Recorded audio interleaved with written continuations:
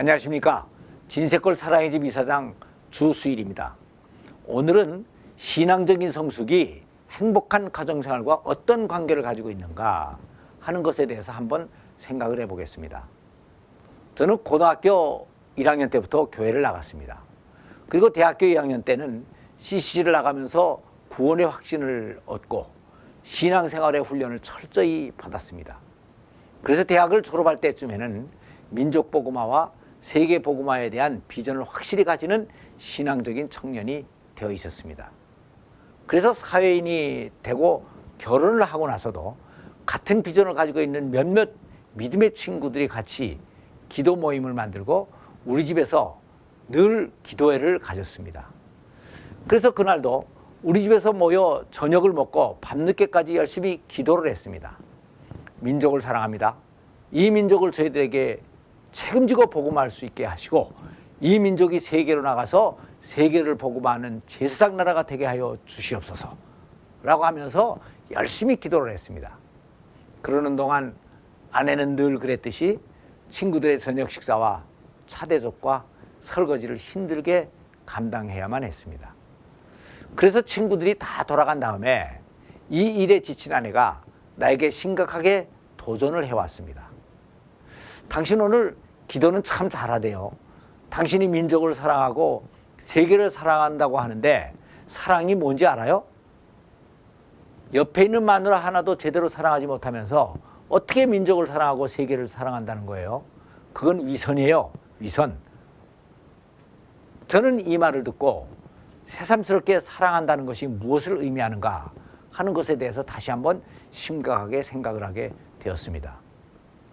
마태복음을 보면 예수님께서 율법과 선지자의 가르침을 한마디로 정리하신 것이 있는데 그것이 두 군데에 나오고 있습니다.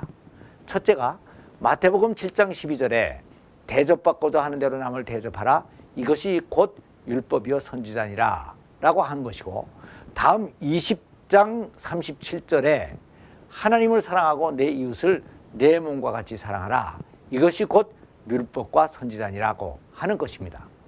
그래서 이 두 말씀을 합쳐보면 이웃을 사랑하는 것은 바로 내가 대접받고자 하는 대로 남을 대접하는 것이라는 것을 알 수가 있습니다. 그런데 아내가 내게 사랑이 뭔지 아느냐고 물어본 것을 보니까 아내는 내가 자기가 원하는 대로 자기를 대접하지 않았다는 것이었습니다. 그래서 저는 아내가 나와 같이 살면서 내가 정말 해주기를 바란 것이 무엇일까 하는 것들을 생각해 보게 되었습니다. 그러면서 제가 새삼스럽게 생각하게 된 것은 그동안 아내가 정말 원하는 것이 무엇인가 하는 것을 그렇게 진지하게 생각을 해본 적이 없었다는 것이었고, 그래서 아내가 진짜 원하는 것이 과연 무엇인지를 잘 모르고 있었다는 것이었습니다. 저는 제가 하나님께 그렇게 열심히 헌신을 하고 있으니까 당신은 아내로서 당연히 나를 도와야 하는 것이 아니냐라고 생각을 하면서 아내와는 상의를 한마디도 하지를 않고 친구들을 우리 집으로 늘 불러들였던 것입니다. 그리고 친구들이 다 돌아간 다음에도 아내를 도와주지 않는 것은 물론 수고했다는 말 한마디를 하지 않았던 것입니다. 그러니까 아내는 이 일은 하나님께는 열심이지만 나는 사랑하지 않고 있구나 하는 생각을 할 수밖에 없었던 것입니다. 그래서 제가 그때 내린 결론은 아내를 사랑하는 것이 민족을 사랑하고 세계를 사랑하는 것보다는 훨씬 더 어렵지 않은가 하는 것이었습니다. 민족과 세계를 사랑하는 것은 가끔 모여서 기도회를 하고 1년에 한두 번씩 특별 집회를 하고 또 앞에 나가서 손을 들고 결단만 하면 되는 것이었습니다. 그러나 아내를 사랑하는 것은 아내가 되먹지 않은 말을 해도 화를 내지 않고 받아줘야 되고, 귀찮은 설거지도 도와줘야 되고, 이불도 먼저 개겨야 되고, 쓰레기도 버려줘야 되고, 수고했다는 격려의 말과 사랑한다는 말을 늘 해줘야 되는 것이었습니다. 그런데 이런 것들을 몇 달 혹은 몇 년 동안만 하라고 한다면 그래도 꾹 참고 해보겠는데, 평생을 해줘야 한다니 차라리 민족 복음화나 세계 복음화를 하는 것이 훨씬 더 낫지 하는 생각이 들었습니다. 머릿속에서 교리적이나 이론적으로 사랑한다는 것은 그렇게 어렵지가 않습니다. 그러나 사랑은 개념이나 이론이 아닙니다. 실제 삶 속에서 자기 희생을 통해서만 할 수가 있는 것입니다. 그래서 희생을 하지 않고 공짜로 사랑을 하려고 한다는 것은 일은 안 하고 돈을 벌겠다는 것과 같이 사랑에 관한 한 사기를 치겠다는 것과 같은 것이 되는 것입니다.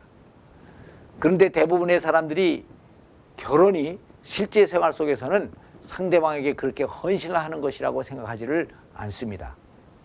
그래서 모든 남자들이 결혼식을 할 때 보면 주례가 남편에게 남편 누구누구는 아내 누구누구를 사랑하십니까? 기쁠 때나 슬플 때나 변치 않고 사랑을 하시겠습니까?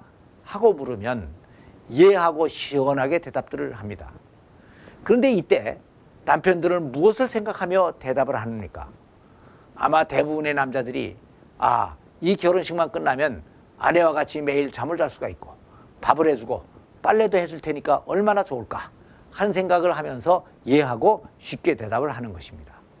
그런데 실제 생활은 그런 것만이 아니니까 그렇게 많은 문제들이 생기는 것입니다. 대부분의 교인들이 교회에서 신앙생활은 그래도 성경대로 합니다. 그러나 실제 가정생활이나 직장생활은 성경적인 원리를 떠나서 세상적으로 하는 경우가 너무나 많이 있습니다. 우리는 역사를 BC와 AD로 나눕니다. BC는 Before Christ라는 말로 그리스도 이전이라는 뜻이고 AD는 아노도민이라는 말로 그분의 통치를 받는다는 것을 의미합니다. 그래서 지금은 AD 2010년입니다. 그리고 우리 개인의 신앙생활도 그리스도를 알고 세례를 받고 교회를 나가는 것을 기점으로 해서 BC가 AD로 바뀝니다. 그런데 우리의 가정생활은 계속 BC에 머물러 있는 것입니다. 그러면 가정생활은 누구의 통치를 받습니까? 그것은 하나님 없이 조상대대로 잘못 살아내려온 가정문화나 공자님이나 부처님의 통치를 받고 있습니다. 그래서 교회에서는 은혜가 충만한데 집에 돌아오면 전혀 달라지는 것입니다. 한 번은 한 교회의 장로가 주일 예배의 대표 기도를 하면서 이웃 사랑에 대해서 아주 은혜롭게 기도를 했습니다. 그래서 집으로 돌아가는 차 중에서 아내가 남편에게 얘기를 했습니다. 여보, 당신 아까 대표 기도는 정말 은혜로웠어요. 다른 권사님들도 다 당신 기도에 은혜를 받았대요. 그런데 당신 나한테 그 기도의 10분의 1만 해줄 수 있겠어요? 하고 말을 했습니다. 그랬더니 남편은 아니 당신은 어떻게 기도하고 일상생활을 하고는 그렇게 구별을 못해? 하고 대답을 했다고 합니다. 이것이 바로 대부분의 우리 크리스찬들이 가지고 있는 신앙의 허점입니다. 그래서 우리들은 하나님의 통치가 교회에서만이 아니고 가정에서도 이루어질 수 있도록 BC를 AD로 확실하게 바꿔야 되는 것입니다. 감사합니다.